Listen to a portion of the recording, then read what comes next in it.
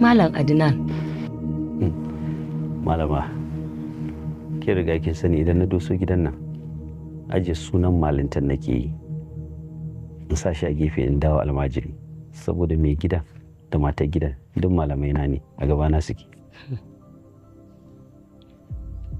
Wato kana nan dai da halinka. Malama Zainab, Fatima, wannan shine Malam Adnan. Kin gan shi na mutumin kirki ne, mai kamala, mai sanin ya kamata.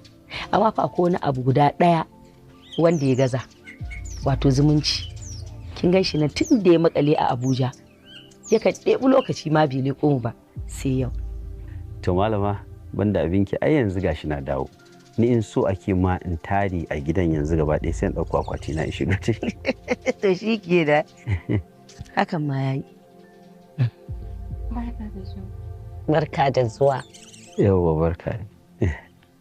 Ai muna jin labarin ka a gun malama. Ni ma na ji labarin ku and I'm sorry for what happened. To malama ina abinci? To abinci dai an ɗora.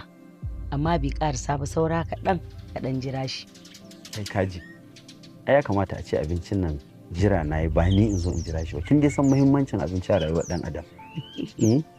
Abinci shi yake gina mutum, shi yake sa shi fara'a, shi yake sa shi zumunci.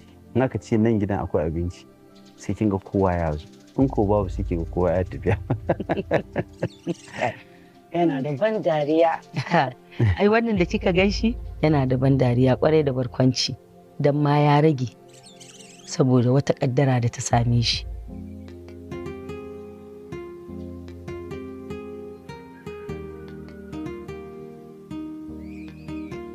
Magana ta gaskiya a Profesa, tsakanina da Jamilu sai dai shawara. Kamar yadda ba ka son takurawa Jidda, to shi ma bai kamata na shiga haƙƙinsa ba. Tsakanina da shi sai dai shawara. Yanzu you mean that ba ka iya zaunar da Jamilu kai mishi faɗa yayi abin da ya dace ba kenan? To abin da ya dace kamar me? Kun matsa kuna so yaron nan sai ya saki Jidda. Ya ƙi ya sake ta. Kuka ce ba ku yadda ba, kuka yi ta magana, kuka yi ta faɗa, kuka yi ta nuna sai ya sake ta. Ƙarshe dai yi muku abin da kuke so. To yanzu kuma me kuke so? Sheikh, Prof, wato it's evident that Jidda ba ta iya rayuwa ba sai da Jamilu. Ka gane? So I think kai ne kake position da ya kamata kai mishi faɗa yayi abin da ya kamata. Kuma har yanzu a tsorace nake gaskiya akan wa'azin da kai wa Jidda. Dan za ta iya zuwa ta aikata wani abu. insha Allah ba abin da zai kuma faruwa, insha Allah. Ka gane kai mata magana akan suicide.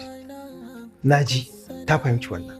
Kuma ka san yanayin rayuwa za ta zo ta taka wani abun kuma wadda ba ta da ilimi a kai wadda shi ma zai iya zama da illa ga rayuwarta. From the look of things, Jidda ba ta iya rayuwa ba sai da Jamilu. Haka ne, amma ina so in tabbatar maka da cewa Jamilu fa na Jidda ne, Professor. Sai dan idan ita ce ta ki, ko in ce idan ku ne kuka ki. Amma ba haka ba, Jamilu nata ne. Me kake nufi da haka? To, magana ta gaskiya bai kamata ku haramta wa Jamilu abinda fa Allah ya halatta masa ba. Allah subhanahu wata'ala da kansa ya halatta masa mace daga 2 har zuwa 4 zai iya aura. Sai dai in shine ya gaba shi da ra'ayi. To balle wannan auren da Jamilu ya ɗauko zai yi aure ne ba wai don jin daɗin rayuwarsa ba. A'a, aure ne zai yi don ya bawa wata baiwar Allah gudunmuwa wacce ta samu ruɗani na addini. To in ka kalli wannan abun menene na tashin hankali a cikinsa? If I understand you, wato auren nan dai ba za a fasa ba kenan. Wannan gaskiya ba da wannan amsa. Sai dai ku kira Jamilu, shi zai iya ba ku wannan amsar, amma ni in hana shi ba zan iya ba. Ku in kun san da yadda za ku hana shi ya ƙi, to wannan kuma, amma ba ni ba. Shikenan. Abin da na gane kawai shine mu yanzu za mu ƙoƙari za mu je mu tattalin Jidda. Obviously, Jidda ba ta mutu saboda ta rasa Jamilu. Ba da Have a nice day. da nake so ku gane profesa, abinda dai baka so in faɗa shi zan faɗa. Haƙuri fa kawai za ku yi, don ba yadda za a yi ni ina ji ina gani in danne masa haƙƙinsa wanda Allah ya bashi.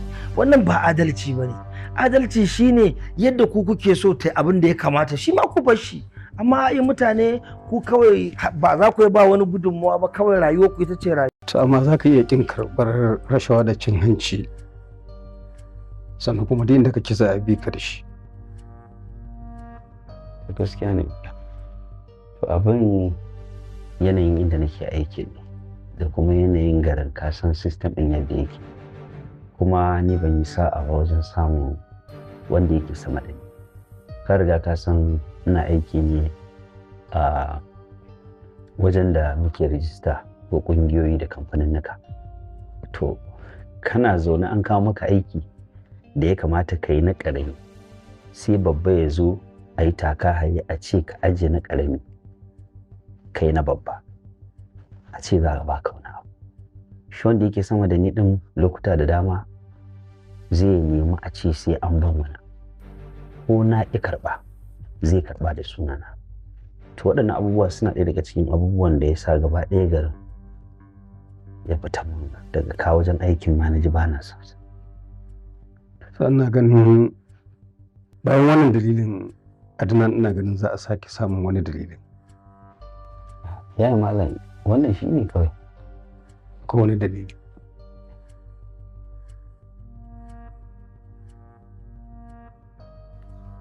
To, Nabila. Tabbas wannan shine dalili na biyu isa ka baro. Wato rayuwar da muka yi da Nabila rayuwa ce wadda ba zan iya mantawa da ita ba. Tun bayan rasuwarta, duk waɗannan wajaje idan har na zo wucewa na gansu, to dukkanin abin da na fara manta ma yakan sake dawo mun game da ita. Hankali na ya tashi, ya shiga wani irin yanayi wanda kwata-kwata zai ji ba na jin daɗin rayuwa ta gaba ɗaya. Adnan, ba dan kai karatu ba, to da sai in kare maka nasiha akan yadda da kaddara. So amma kai karatu ka sani. Ya malam, ina ganin babu laifi idan aka sake tunatar da ni. Baka da bukata a tunasar da kai, domin ka kasa yadda da kaddara da Allah ya dora maka. Yau wata 6 kenan da rasuwar Nabila, amma ka kasa mai da hankali akan komai, kuma ka kasa mika komai zuwa ga Allah. Ya malam, ai haƙuri, zuciyar ta wace ta kasa nutsuwa. Bayan rasuwar Nabila, hatta wajen aikin masu da suka fahimci cewa kwata-kwata ba na mai da hankali. Abubuwan suka haɗu, ga wancan ga wannan. Wannan dalilin ne ya sa na nemi a yi min transfer ɗin, saboda in dawo nan aikin zai min sauƙi, sannan kuma pressure da nake samu shi ma zai ɗan ragu. Wannan ne dalilin da ya sa. Allahumma ghafirha warhamha wa'fu anha wa'afiha. Allah ubangiji tabbatar mata da gidan ni'ima. Ai Adnan, mu ne abin tausayawa ko abin tunatawa. Ita mutuwar shahada ta yi. A babu magana abin tausayawa a kanta ko kuma yawan tunawa da ita. Insha Allah ita kam ta tsallake. Wani abin da ya kamata a tuna kuma a tausayawa. Gaskiya ne.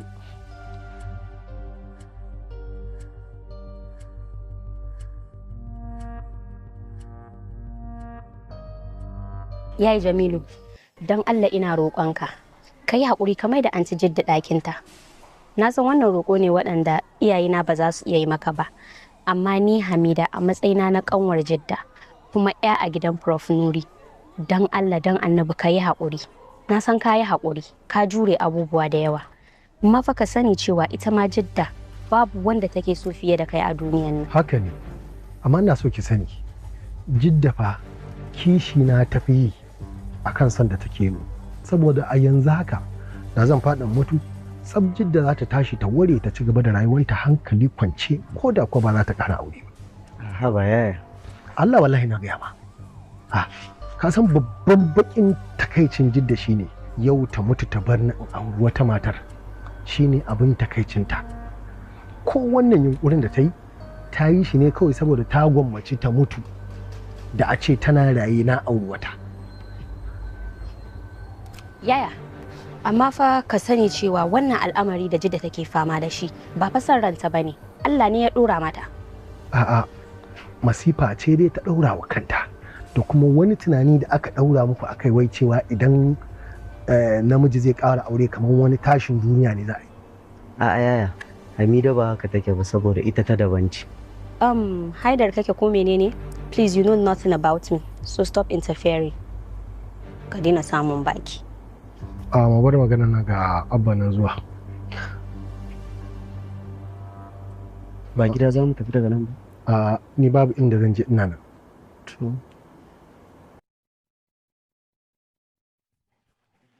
Hello? Kana ji? Kawai ka ce a baka E3 data. Ka yi downloading E3 data. Tana da sauƙi sannan tana da saurin sarrafawa. Da ita nake amfani nima. E3 data. Da shi kenan sai na ji ka.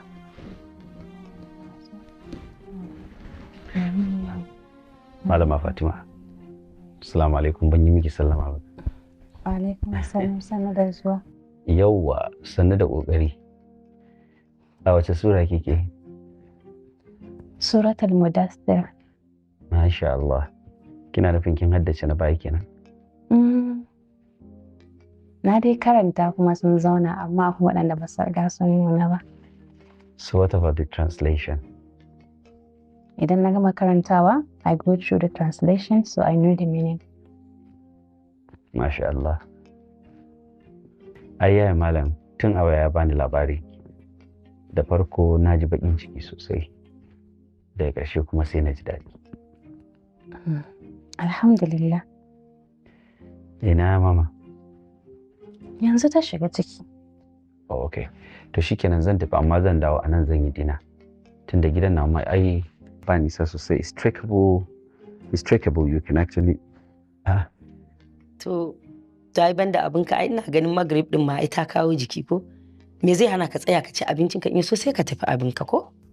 Mama. Me zan zauna in yi har sai an gama abinci, zan je ziyarar abokai kuma yaran na ma gaba ɗaya ban ga kowa ba. Duk sun tafi makaranta. Don haka gwara ka zauna domin suna dawowa sai sun tambaye ka. To shikenan. Sai na dawo cin to. Ki gaya wa kowa ya ɓoye tuwansa don zan da. To shikenan. Zan gaya musu. Fatima. Ki kokari zan tafi. Idan na dawo zan saurari haddarki. Idan har baki daidai ba to tabbas sai kin koma baya saboda ba zan so ki kai wa malamin ki haddar da bata nuna ba. Ai indai wajen wannan ne Fatima tana da kokari. Ai shi ne ina dawo dai zan abin. To shikenan. Daga kirji na zuwa baki na nake zancinta. Wai da bila ba na hana ki wannan aikace-aikacen ba. Ya kamata ki yi la'akari da irin lalurar da kike tattare da ita. Aiki na ce ba na so ki. Kima ka san ba zan zauna ina kallon ka kana aiki ba. Dole in taya ka koda ɗaukowa da miƙawa ne. Aikin nan ba ni ake ba. Domin a samu ladana, to ni na yafi. Ni dai ka yi haƙuri. Tun da ka hana ni manyan ayyuka, sai ka bar ni in yi ƙanana in samu ladan su.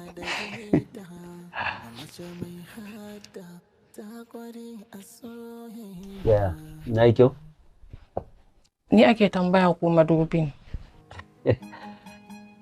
Ke nake gaya wa.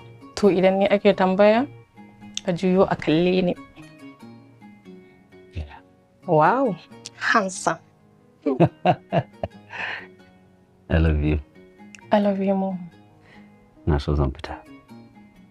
To, duk wacce ta kalle ka, kallon da ya saba shari'a, wuta balbal. To idan kuma kallon da alkhairi take nufi na da shi fa. Ai duk wani alkhairi da zaka samu a wajen wata mace, ka same shi a wajena har ma da ƙari. Mace raka ka. Yau, tafi. Waya ne? Miji. Ni anya ma yau zan fita kuwa. Abin jin na ga zan fita saboda na ga yadda kike ta ciza leɓe ne. Me zai hana? Ito ai yadda kike ta ciza leɓe ne. Kamar bakin ma kada zai yi jini ki cinye shi. In zo ki zauna. Fara ba. Amma dai yau ne yau din da ya fi na kullum. Let's sit. Zauna. Sannu ko? Ya kike ji? Wani marɗa nake ji har kirjina kamar zai fito ta baki. Kai, Sami, sorry. Kai bawan Allah, dan Allah da annabi ka taimaka ka bayyana. Kana wahalar mun da mata. Kai kokari ka bayyana. Mu rabu lafiya kuma ka fito cikin koshin lafiya. Sani. Alaikum salam, Lami. Lafiya kalau. Lafiya lau. To ga hajiya na zan fita. Da Allah da annabi ki kula min da matata. To dadi. Idan kika ji ta dan dade bata fito ba, ki leka ki ga ya take ciki. Kar ta je ta makale a wani waje, kin gani ne da kin ji ko? Idan ma na makale sai na ihu yanda za a jiyo ne. Ai wani naƙuda ko ihu ba za ka iya yi. To baby zan fita. Allah ya tsare. Allah ya dawo da kai lafiya. Amin. Nabila, kin ji ko? Yawwa.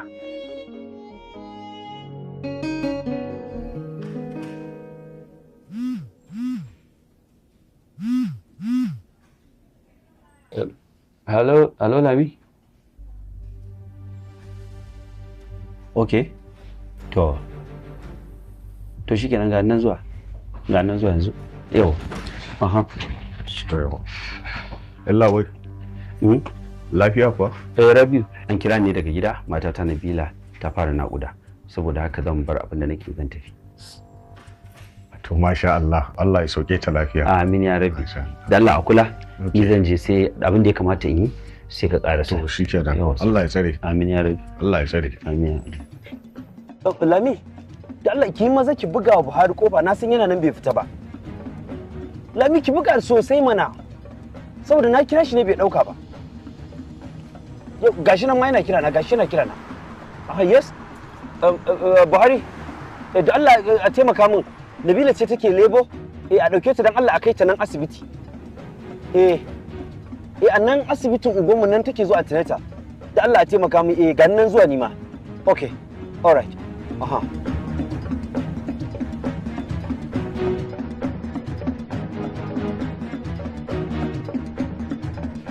You're welcome. Bari. Sannu.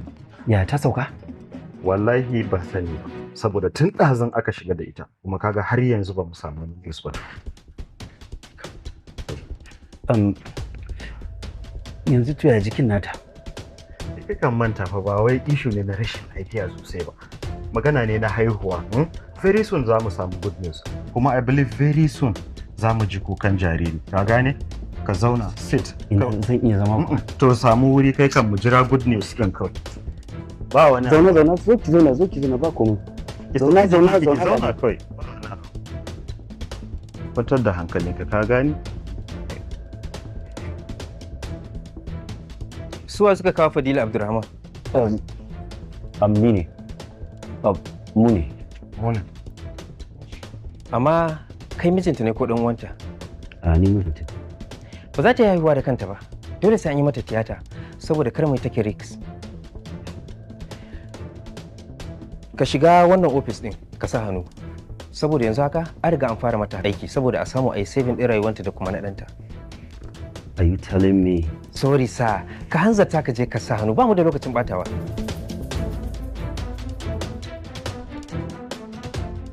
Adnan, ka kwantar da hankalinka.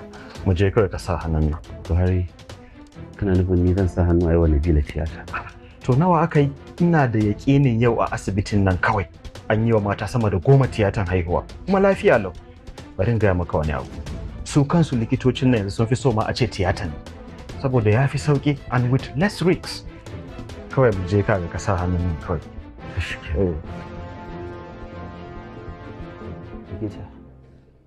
kana nufin idan na sa hannu a wannan takardar duk abin da ya samu matata Nabila ba laifin kowa bane, yanayin aiki ne jawo? Ba ma fatan haka ya faru. Wannan ƙa'ida ce ta tiyata.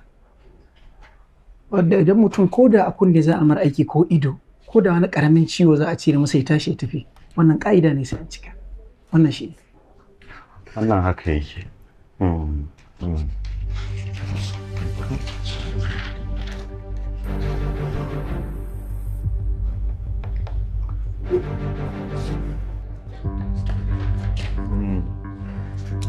Good.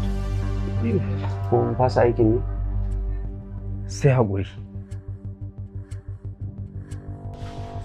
Ban gane ba, ya ne jikin? Kafin mu kai ga mata aiki, Allah ya mata rasuwa. Inna lillahi wa inna ilaihi raji'un. What? Inna lillahi wa inna ilaihi raji'un. Adnan. Adnan, ya haƙuri, take it easy. No. God gives, God takes. Haka Allah ya nufa. Farida ta yi shahada. The only thing kawai da take bukata yanzu shine marakata da addu'a. Yar abin cikin ta ba likita. Ba mu iya ceton ko ɗaya daga cikinsu ba. Inna lillahi. Take it.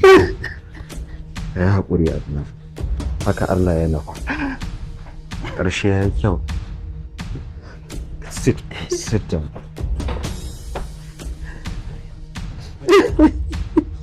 Tadda haka. Soke. Addu'a kawai za mu raka ta da shi. Ta yi shahada. Nabila is gone. It's not easy.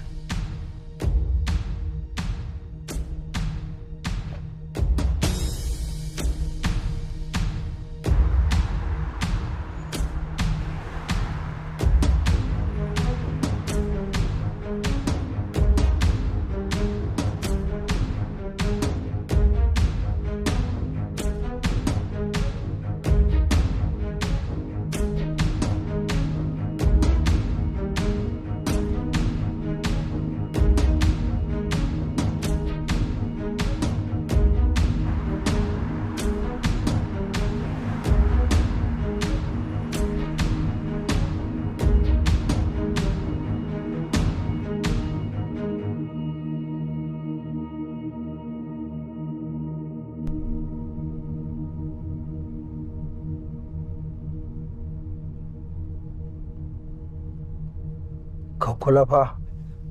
To abba. Yawa. Gobe ina so insha Allah ku shirya za mu je da'awa da ku. To insha Allah za mu je garin dutsen Ruruma din nan. Ka gaya Nasir ma.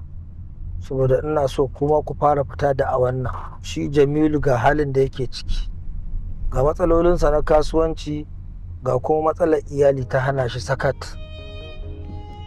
To abba, ainihin magana a gaban mutane ne wala abba ba na iya yi.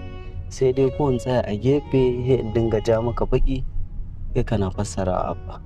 A'a, zan ja baki na fassara. Kai ma za ka ja, to me za ka yi kenan? Kai ma za ka ja bakin ka fassara. Abba in dai ka ja baki ka fassara, ni na isan janawa bakin in fassara. Ai ba zai ba abba.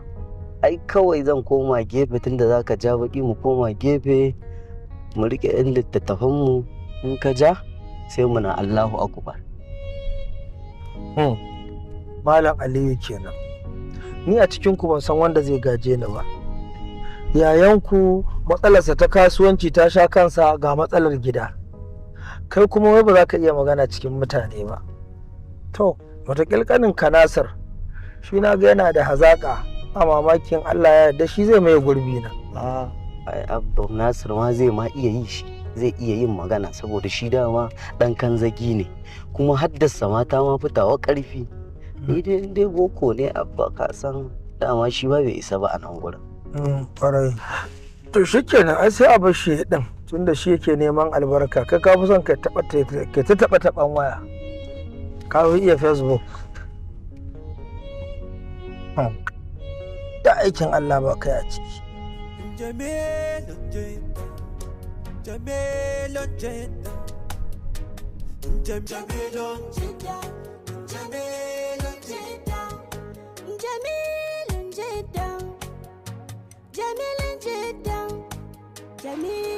Dama baka tafi ba tun ɗazu kana nan?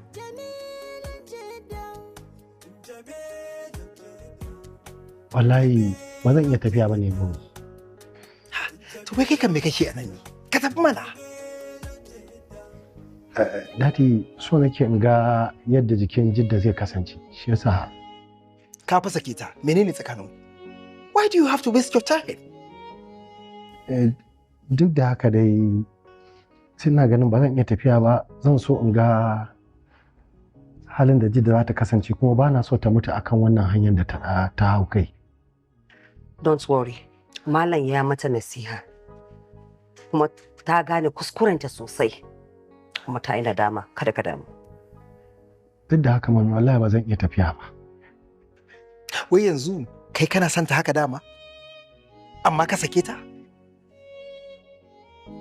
Yanzu dadi ba wai magana ina son ta ko ba na son ta bane. Duk da wannan nasihan da aka mata na san halin Jidda. Ba na so ta sake aikata wannan abin da ta aikata. Wannan nasihan da aka mata ba lallai bane idan ya shiga kanta. In that case, abin da ya kamata ka yi shine kawai kai mata alkawari, kar ka ce zaka dage wai sai ka tsaya akan bakanka. Ka ba da kai bori ya hau, ka gaya mata cewa ka yadda daga ita ba za ka ƙara aure ba, and that's it. Ko da ke irin wani mutanen haka suke, they can be very rigid in suka zo kan magana aure, suna da taurin kai. I'll see you later at night. Jamilu, me kake nema a gurin wata mace wanda ni ba ni da shi? Jamilu, wata soyayya kake nema a gurin wata mace wacce ni ba na maka ita? Jamilu, don Allah ka gaya mu da me wacce kake so tafi ni? Ka gaya mun kuma menene sai in je in nemo. Jidda, ba wannan maganar na zo ni da ke ba. Ni zuwa ne in miki nasiha akan abin da kika aikata. Duk abin da za ka faɗa, bai kai abin da Abba ya faɗa a nan ba. Kuma kana gani aidi, ta yi nadamar abin da ta aikata. So kawai in akwai wata magana ka yi mata, amma wannan ai an wuce wuri. Ashe dama ba zuwa kai ka rarrashe ni mu koma gida ba? Ashe dama ba zuwa kai ka gaya min cewa ka janye ƙudurin da yake cikin zuciyarka ba?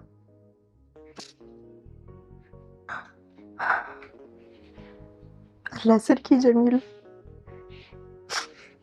Lalle na yadda sansan soyayya ya tashi daga kaina. Har yanzu kana kan bakanka na ƙara auren waccan yarinya? Jidda, so nake da ni da ke mu haɗu mu yi wannan aikin lada.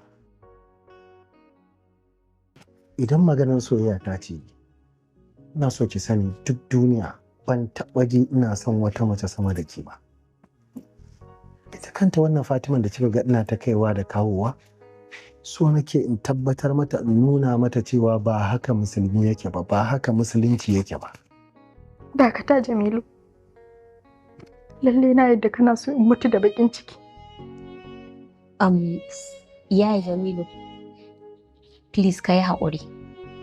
Idan har akwai wata magana ka yi mata, amma ka daina faɗan abin da ba ta so. In ba haka ba kawai dan Allah ka ɗan kama bakinka ka yi shiru. Hamida, anya ba za ki ba mu guri ba kuwa?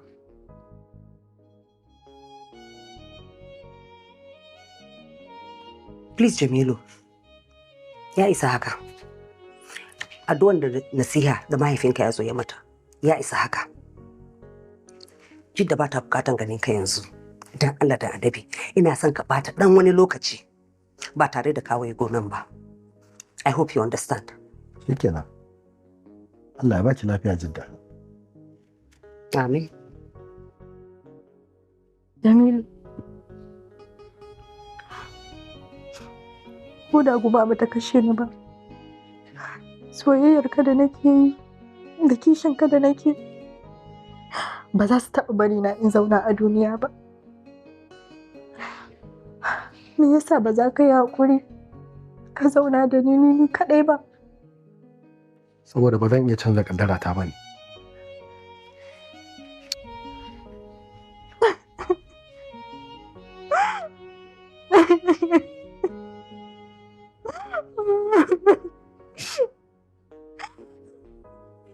You see? Ai kin ji da kunnenki. Kina kallo kina gani baya ma tausayinki. Bai damu da kin mutu ko da ki rayu ba. Haba Moni. Ai idan har aka ce Jamilu baya tausayin Jidda, wallahi ba a yi mishi adalci ba. Ki duba fa irin tashin hankalin da ya shiga lokacin da Jidda ta yi accident. And ba kowane namiji ne matan shi za ta yi attempting suicide ba, kuma still ya zo ya ganta. Amma ki duba yadda ya hana kanshi samun natsuwa. Yana yawon ganinta, kuma yanzu mu ce mishi wai baya tausayinta. Let's just try and do the right thing gaskiya. Kai ki mu shiru da bakinki. Duk wani abin da ya same ta, why ne silan? He is the cause of everything that happened to her. And talking about the right thing, tell me, what is the right thing to do? We should also allow him to do what he wants to do. Tunda ba haram bane. Even shiru. Ba don prof ya hana duka ba. Da irin dukan da zan miki a cikin asibitin nan. You'll live to regret it. No, it's not like that. Me, I just want her to face reality. We accepting abun da addini da al'ada suka halatta mana. We're just here doing what's all right. Yeah. Watan ke yanzu zaki iya zama da kishiya kenan a gida ɗaya ko? Wallahi mun zan iya. Especially a ce irin situation na Jidda haka. Because it's better a rasa wani bangaren farin ciki da a rasa rai. Really? Ina irin good girl ɗin nan ko? Hamida, anya kuwa ki ‘yar uwata ce? Anya kuwa kina so na? Wallahi Aunty Jidda, son da nake miki shi yasa na gaya miki wannan magana. I'm just stating the fact that ba a so a gaya miki. Amma kina nan ana ta wani long drama and everything. This is the real truth.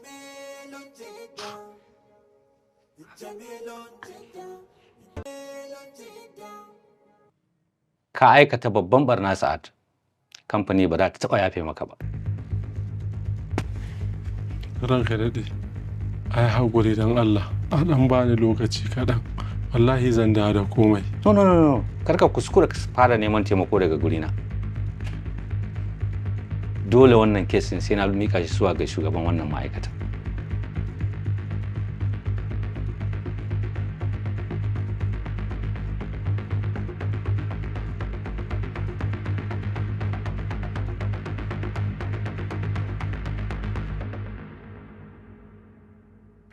Duba ka gani. Baka da hankali ne? Ko giya kake sha ne? Har zaka yabi irin wayannan kayayyaki ka salwantar da su. Rodi ya kai kudin trailer, siminti 2000, window, kofa. Kasiyar me zaka yi da kudin? Me kai da kudin? Ranka daɗe, wallahi ka san ma'aikatan nan da san zuciya. Wallahi da ka na ajiye kaya da na motsa sai su dauki. Ƙarya kake. Wannan magana naka ƙarya kake. Ƙarya ne. Duk abin da ka gani a file din nan bincike ne na kwamiti. Kuma na imani wannan binciken gaskiya ne. Ranka daɗe, tsakanina da kai akwai faɗan gaskiya. Na sani na ɗan taɓa wani abu amma ba yawa. Ka rufa min asiri don Allah. In Allah ya yarda a ban lokaci kankani zan tattara komai in dawo da shi. Na san za ka min haka. Kamar da gaya maka bayan koranka da muka yi kuma za ka ji kira daga kotu. Ranka daɗe, kotu? Haba ranka daɗe, ni maraya ne don girman Allah ka taimake ni. Ka yi haƙuri. Ba kuma sallamar kaɗai ba ne, dole sai ka dawo da duk abin da ka yi ba. Ranka daɗe, ni na yadda a gore ni, amma don Allah magana kai magana kotu ne dan Allah zai bata min suna. Magana kan tana kotu ai. I already sunanka ya riga ya ɓaci. So get out from my office. I say get out from my office. Sai yanzu ne da duk maganganun da ake faɗa ma a kanka gaskiya ne. Banda neman mata da iskanci ba abin da kake yi. Amma ce kana iya kashe mace ko nawa ne. Ashe duk dukiyar company da kake yi ba kana raba musu. Yalla bai. Wallahi sharri ne. Ba wani sharri, duk abin da aka faɗa kana yi. Ai ba yau aka fara kamun wannan maganan ba. Sannan na tabbatar da gaske ne, sannan na faɗa a gaban ka. Yanzu. Za ka fita ne ko kuma sai na kira security ya fidda kai? Zan fita. Zan fita, ka san ba na ma musu. Amma dai batun kotu. Dan Allah dan Annabi a taimake ni a janyi. Saboda ko da kun kore ni anan kar na rasa aiki a wani wajen. Ai idan aka yi haka an taimake mu. Ko ba je kotu ba. Kungiyar mu za ta san duk abin da ka aikata. Don haka kada ma ka sake tunanin samun wani aiki a duk wani kamfani da ka sani mai rajista.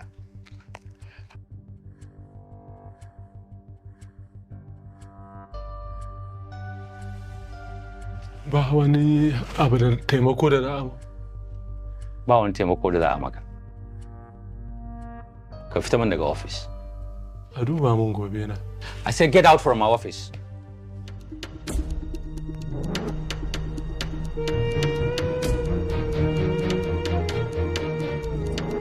Mutumin banza, ai duk wanda ya biye wa zina, wallahi sun kula da talauci.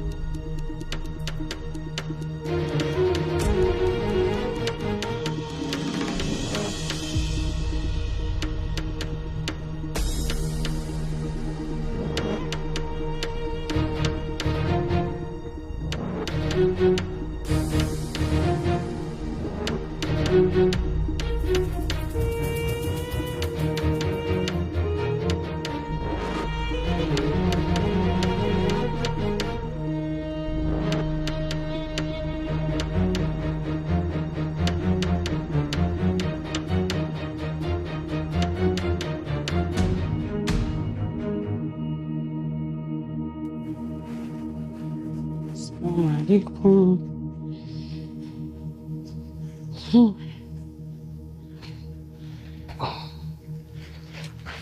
Fatima, ya je? Kawai ina tuna da sufawa ne. Allah tsarki. Wannan shi ne littafi na farko da aka fara bani a Bilmi. Mami ina so in nemi ilimi sosai domin in koyar, especially wa mata, sannan in zama silar cetonsu. Well, as I did like this, maybe that one they worry me. Me ke damin ki? Ta. Kin san dai ba za ki ci gaba da zama a gidan nan har abada ba ko? Dole za ki aure. Mami, fa mun yi rake mu daina magana aure.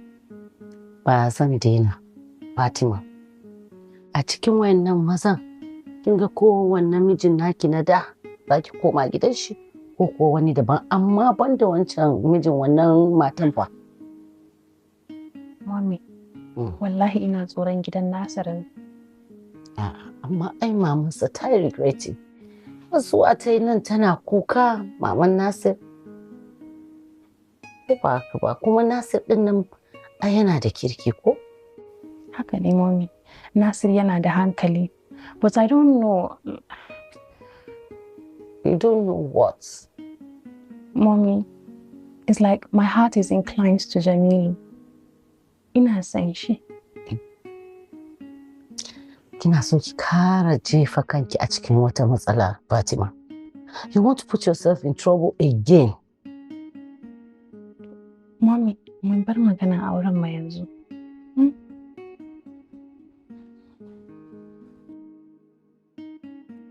Sai ki ta jira kenan? A'a. Zan koma makaranta domin in samu ƙarin karatu. That should be better.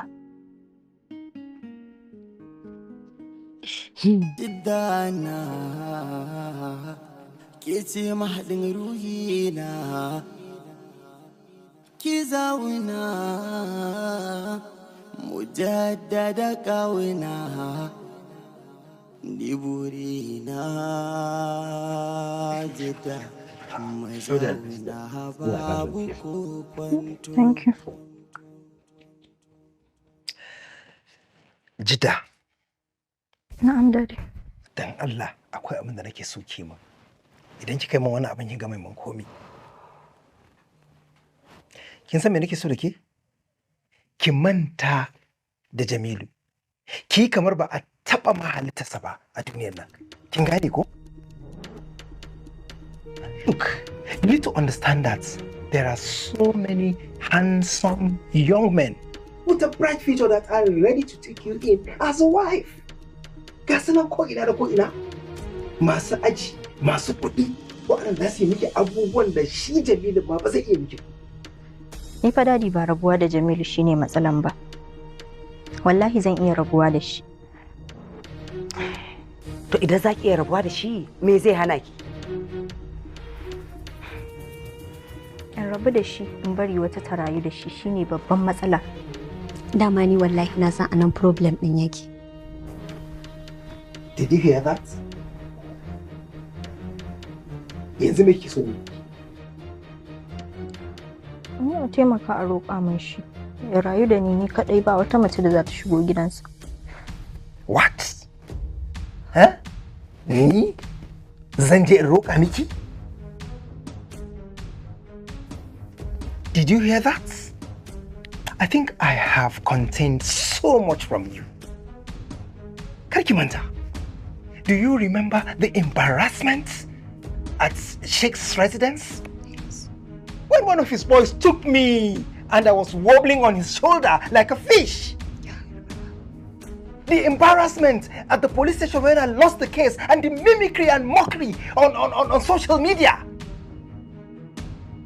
Yanzu ta ce ni in je in durƙusa? No. Ni idan dai ana so in ci gaba da rayuwa. Oh, really? Idan kuma ba a so ba, sai me? A bar ni kawai, idan ma ban kashe kaina ba, kishi da bakin ciki ai sai ya kashe ni.